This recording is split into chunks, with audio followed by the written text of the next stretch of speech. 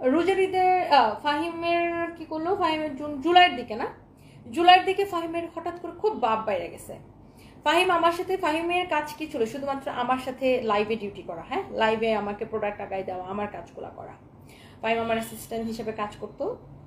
এবং ফাহিম প্রথমে পুলিশ প্লাজার মার্কেটে, আমাদের পুলিশ প্লাজা যে আমাদের ব্রাঞ্চ, ওখানে 2021 ফেব্রুয়ারিতে সেলসম্যান হিসেবে 10,000 টাকায় সে চাকরিতে জয়েন করে। এবং ফাহিম বরিশালের ভাষায় কথা বলে, আপনারা জানেন। ফাহিম মনে হয় তখন মেট্রিক বা ইন্টার পাস, না ইন্টার পাস।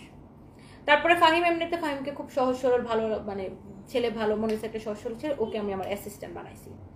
তারপরে ফাহিমকে হচ্ছে যে আপনার আমাদের কোম্পানিতে কাজ করে অ্যাসিস্ট্যান্ট এইভাবে কাজ করতেছে।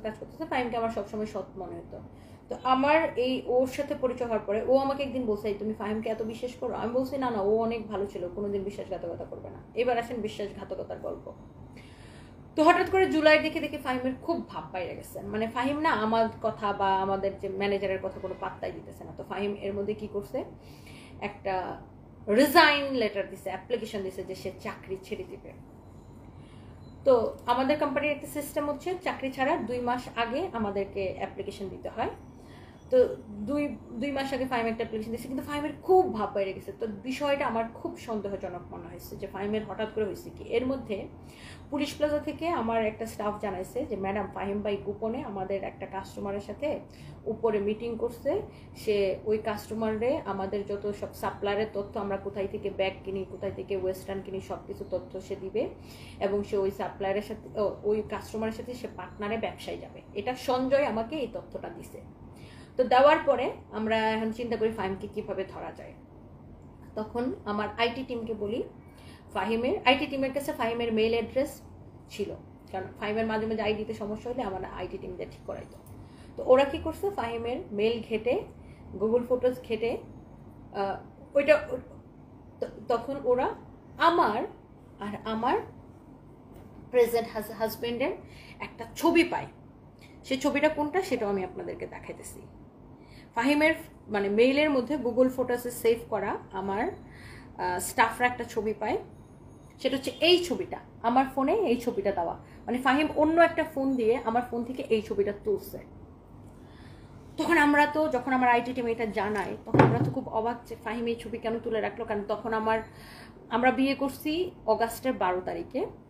আর তখন তো ওর সাথে আমার জাস্ট কথা হইতেছে। আমি তো বললাম জুনের 21 তারিখে আমি দেখা করতে চাই প্রথম, আর এটা আমার প্রথমবার দেখা করার পরেই ছবি।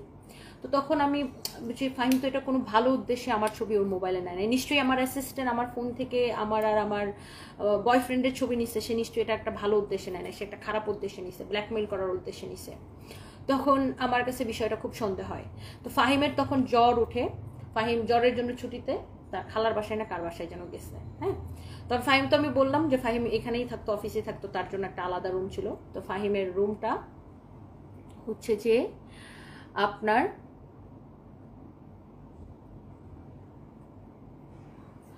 ফাহিমের রুমটা আমরা হচ্ছে যে আপনার সার্চ করে সেখানে একটা প্যান ড্রাইভ পাই। প্যান ড্রাইভটা পাওয়ার পরে আমার ম্যানেজার ওই প্যান ড্রাইভটা যখন ল্যাপটপে নেয়, নিয়ে দেখে ওই প্যান ড্রাইভের মধ্যে ফাহিমের দুনিয়া নুড ভিডিও। সেটা কার সাথে জানেন? ছেলেদের সাথে। ফাহিম হচ্ছে একটা গে। ফাহিম হচ্ছে ছেলেদের সাথে সব সেক্সুয়াল ভিডিও বানায়। তার থেকেও খারাপ যে জিনিসটা সেটা হচ্ছে, হ্যাঁ, এবং আমি বিদেশে চলে গেলে ফাহিম কি করতো, এই যে দেখেন আমার অফিসে তার রুমে মেয়েদের মানে এসব ছেলেদেরকে নিয়ে এসে এইসব মানে নোংরা কাজ করতো। ফাহিম হচ্ছে একটা গিয়ে ছেলেদের সাথে সেই সব ভিডিও বানায়। তার থেকেও ডেঞ্জারাস যেটা, তার পেন ড্রাইভে আমরা একটা ফাইল পাই, যে ফাইলের মধ্যে সে আমার নাম দিয়ে লিখে রাখে, টনি নোটস দিয়ে সে একটা ফাইল বানায় রাখে। এবং সে ফাইলটার মধ্যে সে তখন আমার ম্যানেজার ওই ফাইলের মধ্যে ঢুকে দেখে আমার, এবং তখন তো রাসেল আমার হাজব্যান্ড হয় নাই, বয়ফ্রেন্ড ছিল, আমার আর রাসেলের যত ছবি আছে আমার ফোনে ছিল। কারণ ফাহিম কি আমার আইফোন দিয়ে আমি ছবি তুলি, ভিডিও তুলি। তো ফাহিম আমার আইফোনের পাসওয়ার্ড জানতো। আমার আইফোন থেকে সে ধরেন এইভাবে ছবি বের করে সে অন্য একটা ফোন দিয়ে এরকম এরকম এরকম এরকম করে ছবি তুলে নিছে। মানে আমার আর আমার বয়ফ্রেন্ডের যত ছবি ছিল সব। তার উদ্দেশ্য ছিল সে চাকরি ছেড়ে যাওয়ার পরে সে যে ওই যে আমার একটা কাস্টমারের সাথে পার্টনারে ব্যবসা করবে, তো আবার আমাদের সাপ্লাই নিয়ে, তো সেটা নিয়ে যদি আমরা কিছু বলি তাহলে সে আমার আর আমার বয়ফ্রেন্ডের ছবি দিয়ে আমাকে ব্ল্যাকমেল করবে, এটা ছিল তার উদ্দেশ্য। সো তারপরে আমরা ফাহিম যেটা দেখাচ্ছিল ওটা দেখো তো, ছেলের সাথে ছবিটা তানভীর। তো তারপরে আমরা ফাহিমকে হচ্ছে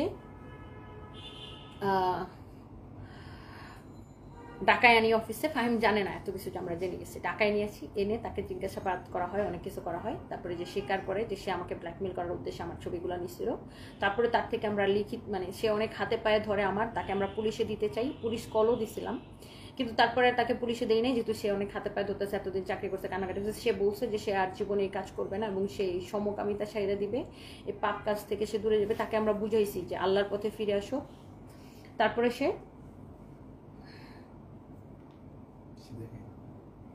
জাস্ট এতটুকু দেখাইলাম, আর বাকি কিছু বললাম না।